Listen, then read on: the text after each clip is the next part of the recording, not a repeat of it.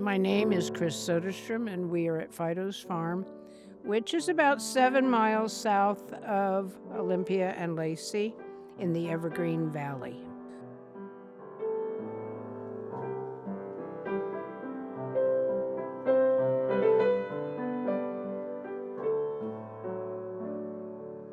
This farm is the remaining parcel of one of the early land grants. In 1852 or 1853, the acreage was granted to Margaret White. She had come across the Oregon Trail with 8 yoke of oxen and all of her daughters to meet her husband, who had come out a year earlier and said, "Come on out, I like it out here." Her heritage persists here in Thurston County in that the Bigelow house was the original home of her daughter, who was the original school teacher here, who then married Daniel Bigelow.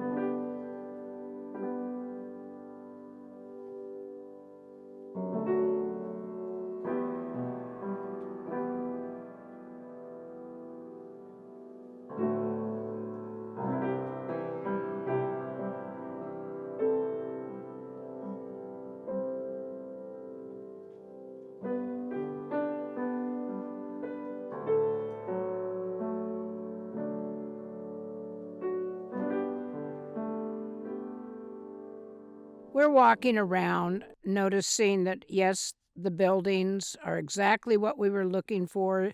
The good soil was what we were looking for. But what really locked it down was when Dave said, "You want to see my garden?"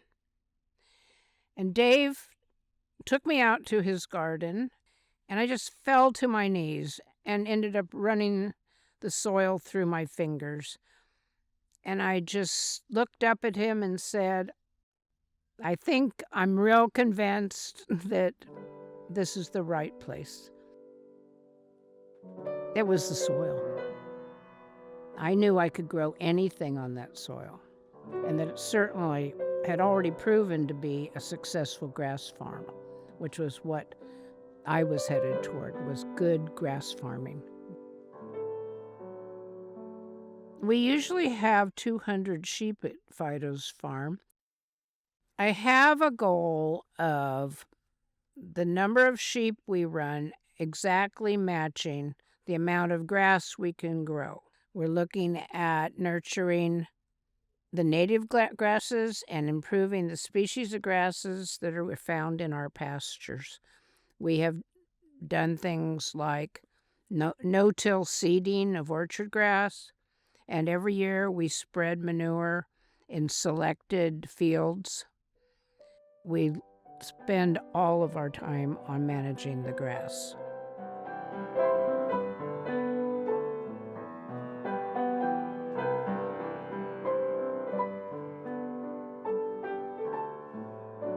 I had been very fortunate to have opportunities to go work large flocks of sheep and help manage them with dogs.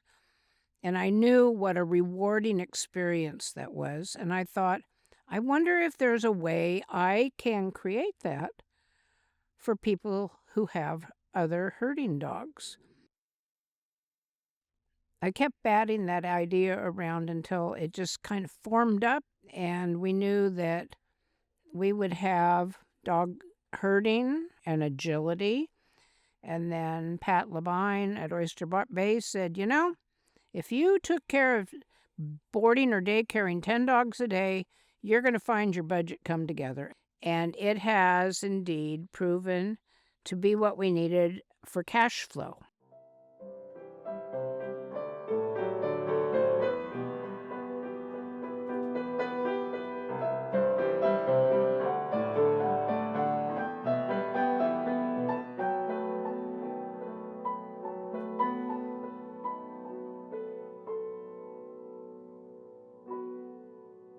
In the 22 years that we've been here on this property running sheep, we've seen some pretty dramatic challenges come and face us. There's no one who puts up hay anymore. It's very difficult to find a place who will help us harvest our lamb.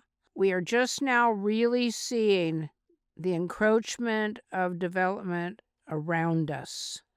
Luckily, we're up against Fort Lewis, which means we have at least one border in which there will be no homes.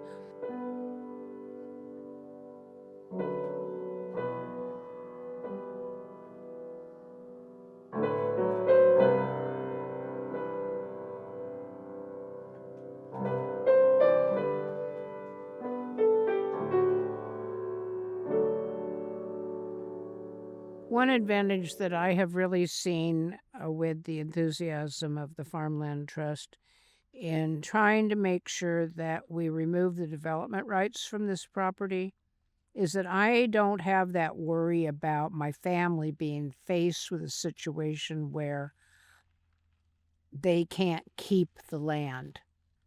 It's something the family's very dedicated to, and it'll make it a lot easier for them to maintain this property if the development rights are removed, because then that pressure, that economic pressure, no longer exists.